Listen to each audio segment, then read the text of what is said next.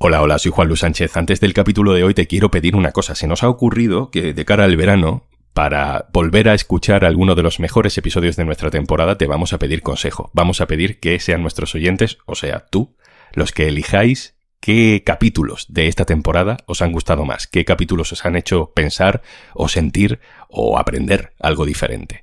Te dejo en la descripción de este episodio un número de WhatsApp para que nos mandes una nota de voz y nos digas qué capítulo recuerdas como uno de los mejores de esta temporada y por qué quieres volver a escucharlo.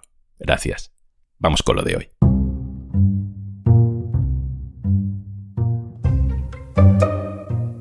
Su causa se convirtió en prioridad de nuevos partidos, de periodistas y analistas y hasta de grandes campañas de publicidad.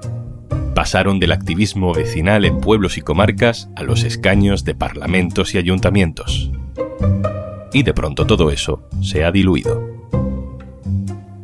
Soy Juan Luis Sánchez. Hoy en Un Tema al Día. ¿Qué pasó con el fenómeno político de la España vacía? Una cosa antes de empezar. Tenemos una súper oferta para ti. Disfruta de todos los contenidos de eldiario.es y Podimo por solo 3,25 € al mes. Tienes todos los detalles en eldiario.es/promopodimo. Hubo un tiempo en el que los problemas de los territorios más despoblados de España empezaron a entrar con mucha fuerza en el debate público. Hubo un tiempo en el que por todas partes oíamos hablar de la España vacía o de la España vaciada. Los informativos se hacían eco de las protestas de plataformas o asociaciones de vecinos en provincias como Teruel, Soria, Cuenca. Y surgían Teruel existe, Soria ya o Cuenca ahora. En las elecciones generales de 2019, algunas de estas plataformas dieron el salto. Teruel existe fue la primera formación en votos de la provincia. Consiguió un diputado. Parecía el principio de un fenómeno imparable. Eso evidencia el destino que desde hace décadas ha tenido el Estado para la provincia de Teruel. Para sus hombres y sus mujeres, la emigración. Para sus recursos naturales, el expolio, la explotación, el colonialismo interior. En un congreso atomizado, el voto de este diputado, Tomás Guitarte, fue clave en la investidura de Pedro Sánchez en 2020. De hecho, tuvo que pasar la noche previa a la segunda votación escondido y escoltado para protegerse de acosadores y de posibles corruptores. Uno de los principales indicadores para saber que un movimiento social se ha convertido en un fenómeno transversal es que las grandes empresas quieran utilizarlo para promocionar sus productos.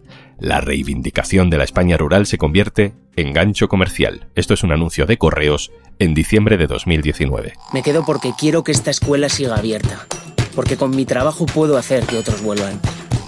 Me quedo porque tengo mucho que ofrecer. Me quedo porque quiero quedarme. Correos Market, el mercado. Y esta es la publicidad de Samsung en 2021. Pues yo conocí en este pueblo 80 críos a clase. Y todo se fue terminando. Aquí estamos vacíos. Hay 21... Han pasado solo unos años, así que muchos de los problemas de esas zonas que conocimos como la España vaciada, la España despoblada, la España vacía, siguen existiendo. Pero su tirón electoral parece que ha perdido fuelle, sobre todo en el debate nacional. Perdieron el escaño en el Congreso por Teruel existe en las generales del año pasado, y en las recientes elecciones al Parlamento Europeo había candidatura, pero los resultados han sido decepcionantes para el movimiento. ¿Qué ha pasado con esos partidos? ¿Quién ha recogido ese descontento? ¿Dónde se refugian? ¿O dónde se sienten representados ahora esos habitantes? Vamos a intentar responder. Antonio Vega, director del diario.es en Castilla y León. Hola. Hola, muy buenas. Antonio, vamos a hacer un poco de arqueología primero de estas formaciones, ¿no? Recuérdanos quiénes son y cómo se configuraron estos nuevos partidos. Bueno, las formaciones que ahora situamos en el espacio político de la España vaciada vienen en realidad de movimientos asociativos, vecinales, de sobre todo provincias pues que han estado bastante abandonadas y presentan índices de desarrollo económico y sobre todo índices de gran despoblación en las últimas décadas, ¿no? Sobre todo las dos más importantes son Teruel y Soria, donde nacieron hace más de 2 décadas los movimientos Teruel existe y Soria ya. Con el paso de los años y tras pasar ambas entidades por diferentes caminos y situaciones, acabaron lanzándose a la política con un notable primer éxito electoral. Teruel existe en el 2019 logra un diputado nacional en el Congreso de los Diputados y 2 senadores por la provincia de Teruel. Y Soria ya, en sus primeras elecciones, que fueron en febrero de 2022, en las elecciones autonómicas de Castilla y León, logra 3 diputados autonómicos por la provincia de Soria de los 4 posibles. Luego, a raíz del éxito que ellos tienen, han surgido o se han apoyado otros movimientos en otros sitios, como Jaén Merece Más, Cuenca Ahora, e incluso han surgido grupos de la España vaciada en otras provincias, ¿no?, con mayor o menor éxito electoral. Las elecciones autonómicas y municipales del 2023 fueron uno de esos momentos clave porque era la primera vez que se enfrentaban a un proceso más local, más cercano.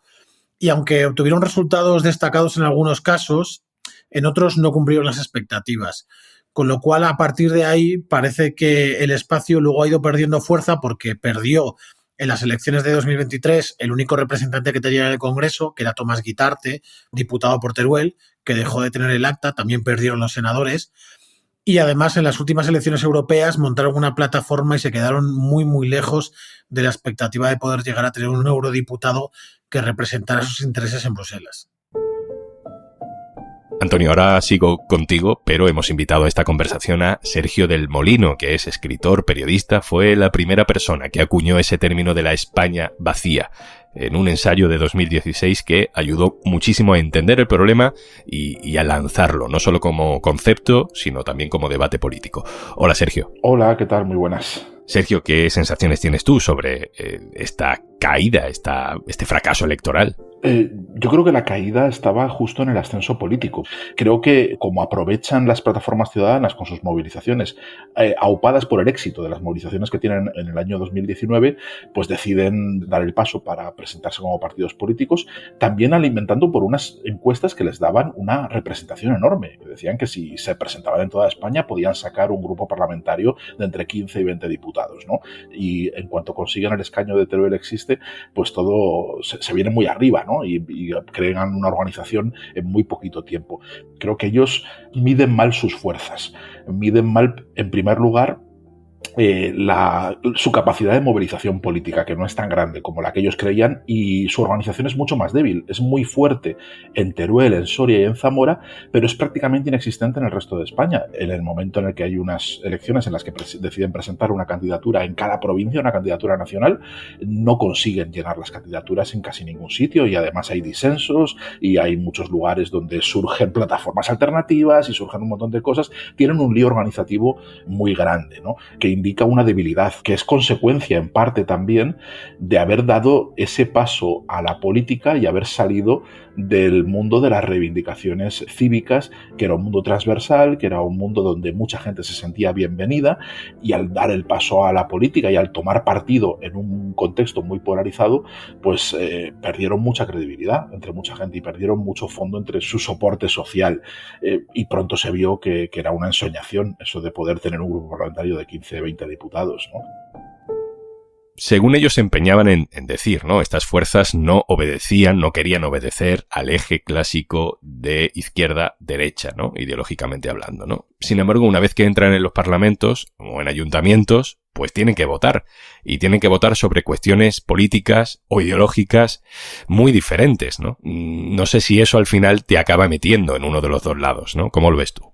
Mi visión muy particular tiene que ver con que no han sabido entrar en el juego ideológico. Evidentemente eran plataformas transversales y además son muy reacias a entrar en cuestiones ideológicas. Ellos son reivindicativos, ellos quieren hablar de cosas muy concretas, de decir, bueno, vamos a hacer carreteras, vamos a hacer un plan de centros de salud, vamos a hablar de fiscalidad, vamos a hablar de temas que no son políticos según ellos, pero sí que son políticos. Es decir, todo tiene un trasfondo político. Y evidentemente en un contexto tan polarizado como el español, un partido que aspira a ser bisagra, que aspira a presionar a los partidos en el gobierno, tiene que tomar partido, ¿no? Y lo tomó desde el primer momento. Hay que recordar que Pedro Sánchez obtiene su primera investidura tras unas elecciones con el voto de Teruel Existe, gracias al voto de Tomás Guitarte. Ese posicionamiento podía haber basculado hacia la derecha, pero basculó hacia la izquierda.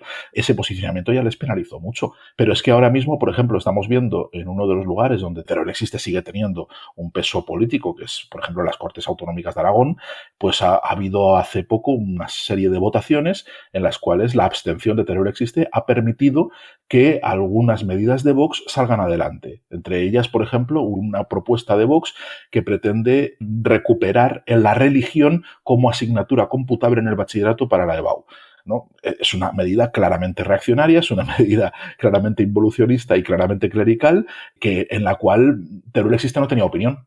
Se inhibió porque dicen que no, que las cuestiones ideológicas ellos no opinan, se abstienen en esas cuestiones. Y eso les penaliza muchísimo, porque un partido político tiene que tener una visión del mundo, tiene que tener una opinión sobre las cosas que ocurren. No puede estar centrado solo exclusivamente en las cuestiones puramente reivindicativas y básicas de lo que ocurre en las provincias despobladas y atender a criterios más o menos técnicos. Tiene que mojarse. Sergio, hablemos de Vox, porque Vox ha ido mucho al campo a atacar la agenda verde, a defender al agricultor, a apelar un poco a ese sentimiento también de la España despoblada. No sé si crees que ese malestar de esas zonas poco habitadas le ha servido a Vox para pescar votos de gente que a lo mejor antes estaba en el circuito de este tipo de partidos como la España vaciada. Ha pescado menos de lo que podría haber pescado si tuvieran una estrategia inteligente y fueran una organización más seria que como la del Frente Nacional. Tenían una oportunidad, pero la aprovecharon a medias. Yo creo que podrían haber recogido muchísimo más voto descontento rural, porque es un voto totalmente desatendido. Hay un cabreo enorme en el ámbito rural, un sentimiento de abandono muy acentuado, muy difícil de combatir, que a veces incluso se alimenta de ficciones, ¿no? Porque defiende un discurso de abandono muy superior al que realmente existe. Creo que hay unas reivindicaciones que hasta cierto punto se sostienen y luego ya hay un victimismo que está un poco exagerado, pero no hay ningún discurso político que se oponga a ello y que sea capaz de convencerles de que hay una posibilidad de incorporarse a la modernidad, de incorporarse a la Agenda 2030. Entonces hay una hostilidad hacia toda esa política que nadie ha contrarrestado y que Vox pues canaliza muy bien ese voto. Se vio en las elecciones de Castilla y León, que fueron las primeras donde consiguieron una representación institucional por el pacto luego con el PP. Ahí se vio que obtuvieron un resultado increíble cuando la gente ni siquiera sabía quién era el candidato. Era un voto de puro castigo, ¿no? Sergio, la última. Hay un debate siempre en los movimientos sociales, no solo en este, sobre si merece la pena entrar en la parte parlamentaria de la política, si constituirse como partido o no hacerlo, si hay otras formas más eficaces de poder influir en las decisiones políticas sin constituir un partido, con todo lo que eso significa. No sé si es una reflexión que habría que hacer en este caso. Sin duda, es que tenemos un problema en España que probablemente tenga que ver con lo joven que es la democracia española, que es una tasa de asociacionismo muy baja. Es decir, tú vas a Francia, vas a Suiza, ya ni te cuento, y todo el mundo participa en cosas que tienen que ver con cuestiones que le interesan, con cuestiones que son sociales y que se involucra, y eso crea lobbies y crea corrientes de opinión que influyen mucho en la agenda política, que influyen que cuando llegan las elecciones los candidatos se preocupan mucho de a ver qué hacen, qué quieren, ese tejido asociativo, ¿no? Y cómo contentarlos y cómo intervenir dentro de la política, y es una forma de hacer política ciudadana en una democracia avanzada, y además creo que he sido muy impacientes y generalmente somos muy impacientes. Queremos unos cambios y los queremos para allá, ¿no?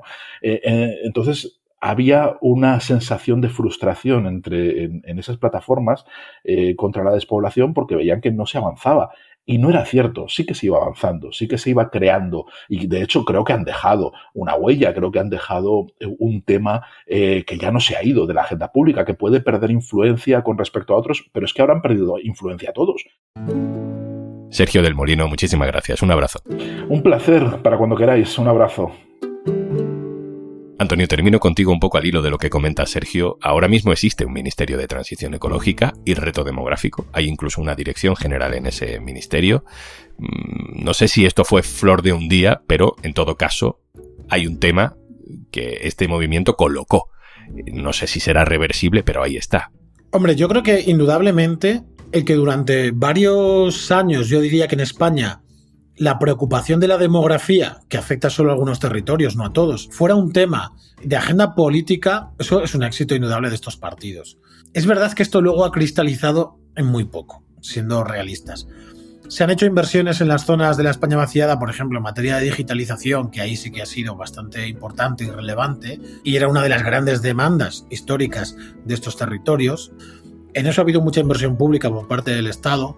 En el tema de la demografía, yo creo que ahí España todavía no ha logrado adoptar una política que intente buscar soluciones, porque probablemente sea muy difícil, a los problemas de demografía que atraviesa el país, que además es en muchas zonas. Antonio Vega, eldiario.es en Castilla y León. Muchas gracias. Muchas gracias. Y antes de marcharnos... Vale que en Podimo tenemos muchos podcasts, pero es que en algunos hasta puedes aprender mientras escuchas. Haz la prueba con el Club de las Mentes Vivas de Rocío Vidal, con Croquis Mental de Mary Go o con las entrevistas más increíbles en Tenía la Duda con Judith Tiral. Y recuerda, tenemos una nueva oferta especial. Por 3,25 € al mes, disfruta de todos los contenidos de eldiario.es y Podimo. Solo si entras en eldiario.es/promopodimo. Esto es Un Tema al Día, el podcast del Diario.es. Si te gusta lo que hacemos, necesitamos tu apoyo. Hazte socio, hazte socia del Diario.es en eldiario.es/socio. El podcast lo producen Carmen Ibáñez, Marcos García Santonja e Izaskun Pérez. El montaje es de Pedro Nogales. Yo soy Juan Luis Sánchez. Mañana, otro tema.